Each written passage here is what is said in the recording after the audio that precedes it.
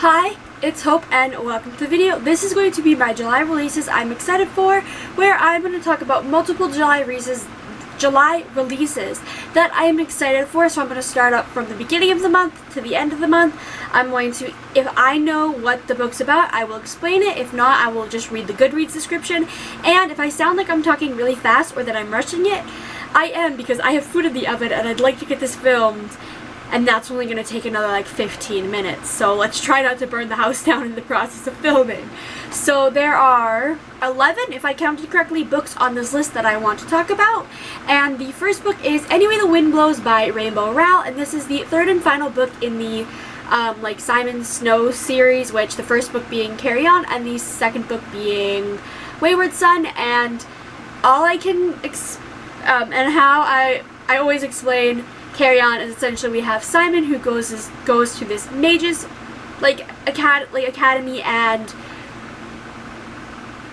essentially his roommate goes missing for a good chunk of the semester, and then once his roommate returns, kind of tries to figure out what happened, finds out what happened, and it's also revealed that he's in love with his roommate. And that's kind of the first book, and it's essentially how I always pitch it like this, because this is how it was pitched to me and how I decided to read it, was essentially imagine Harry Potter but if Trickery was real. And that's how I pitch it, that's how I've always pitched it, and this is the third and final book, I think, in the series.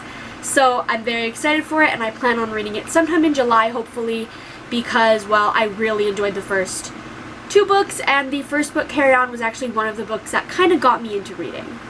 The next book is Out of Character by Annabeth Albert, and this is it's a spin-off of a book that I loved. So essentially it is it's a continuation of the book Conventionally Yours, where we're switching to a different couple in that friend group, and I'm just going to read the Goodreads description because I actually don't really know that much about. So Jasper Quigley is tired of being everyone's favorite sidekick. He wants to become the hero of his own life, and that's not going to happen if he agrees to help his former best friend turned king of jocks, Milo Leonetti. High school was miserable enough, thanks, and Jasper has no intent on dredging up the painful memories of his old secret crush. But Milo's got nowhere else to go. His life is spiraling out of control, and he's looking to turn things around. Step 1, replace the rare Odyssey cards he's lost during an idiotic bet. Step 2, tell his ex-best friend exactly how he feels, how he's always felt. Jasper may be reluctant to open old wounds, but he never could resist Milo. There's a catch, though. If Milo wants his help, he's going to have to pitch in to make the upcoming Children's Hospital charity ball the best ever. But as the two don cosplays for the kids and hunt for rare cards, nostalgia for their lost friendship may turn into something even more lasting. There's like little bullet things at the top where it says ex-best friends falling in love, gaming conventions, fandom and cosplay, nerd culture at its finest, and learning how to be true to yourself. And so, like, I don't know, I really liked Conventionally Yours, where that is essentially like two rivals go to this like card game convention, and they have to road trip, and the character of Jasper is a side character in that. So this is now his book, and I'm so excited because I really loved like Jasper as a character, and this is an like adult, obviously queer MLM contemporary book. Next we have Half Sick of Shadows by Laura Sebastian, and this one I don't really know much about, so I'm going to read the description as well. Everyone knows the legend of Arthur, destined to be king, of the beautiful Genevieve, who will betray him with his most loyal knight, Lancelot, of the bitter sorceress Morgana, who will turn against them all. But Elaine alone carries the burden of knowing what is to come, for Elaine of Shalott is cursed to see the future. On the mystical Isle of Avalon, Elaine runs free and learns of the ancient prophecies surrounding her and her friends, countless possibilities, and almost all of them tragic. When their future comes to claim them, Elaine, Genevieve, Lancelot, and Morgana accompany Arthur to take his throne in stifling Camelot. where the magic is outlawed. The rules of society chain them, and the enemies are everywhere. Yet the most dangerous threats may come within their own circle. As visions are fulfilled and inevitable fates are closing in, Elaine must decide how far she will go to change fate and what she's willing to sacrifice along the way. So, like, it's kind of a bit, it's Arthurian legend, which I have been hit or miss with Arthurian legends. I've read 2. One, I DNF'd, I hated it, and the other one, I loved, gave it a 5-star. So I'm very curious on, like, how I'm gonna like this. This is one that I don't think I'm gonna pick up immediately, especially because I'd love to finish Laura Sebastian's other series, Ash Princess. So I want to get that finished first, then start this. So I don't know. The next book is Where It All Lands by Jennie Wexler, and this I've already read. I had an arc and I've read it already. But essentially we follow Stevie, who has never really had a true friend, never really been in love, and when she moves to this new city, that opportunity happens. We also follow Shane and Drew, who are 2 best friends who both are immediately intrigued with Stevie, and it's told in 2 timelines, one where Drew ends up with Stevie and one where Shane ends up with Stevie, and I really liked it. I gave it a 4-star, and I really had to mention it because I enjoyed it, and it was a release I was anticipating, but I just got an arc of beforehand. The next book is Voice of Darkness by A.G. Hauser, and this is a book I technically already read. I got an arc and I DNF'd. But I still want to mention it because it does have potential, because the only reason I DNF'd it is because I just wasn't in the mood for that kind of book. I was more into other books, and an arc that I really was excited for showed up. Like, showed up in my emails, so I was like, I need to read that before this. But essentially, it is kind of like where there's, I don't really know much, but essentially there's like, we follow 3 characters and they're all interlinked, and there's like dragon magic or something like that. I'm not really sure, but like that's kind of the jiffy, and it's something that I am going to re-pick up and try to reread in the future. I'm sorry, I'm talking with my hands so much, but that's kind of the gif. Next we have All These Warriors by Amy Tintera, and this is a sequel to All These Monsters. And essentially all I know about All These Monsters is that it's a dystopian where it's a dystopian sci-fi-ish where it's like the main character joins like a monster fighting squad, and that's kind of all I know. And I do have an arc for All These Warriors, so I need to read All These Monsters and All These Warriors in July. And I forgot to mention all of these release dates. Oh my god, so the release dates will be up in the corner here. Oh my god, I just realized I forgot to mention all of these release dates. Oh my gosh, so release dates will be up in the corner. Next we have These Hollow Vows by Lexi Ryan, and I don't really know much about this, so I'm gonna just read the Goodreads. Bree hates the Fae and refuses to have anything to do with them, even if it means starving on the street. But when her sister is sold to the sadistic king of the Unseelie court to pay a debt, she'll do whatever it takes to get her back, including making a deal with the king himself to steal 3 magical relics from the Seelie court. Gaining unfettered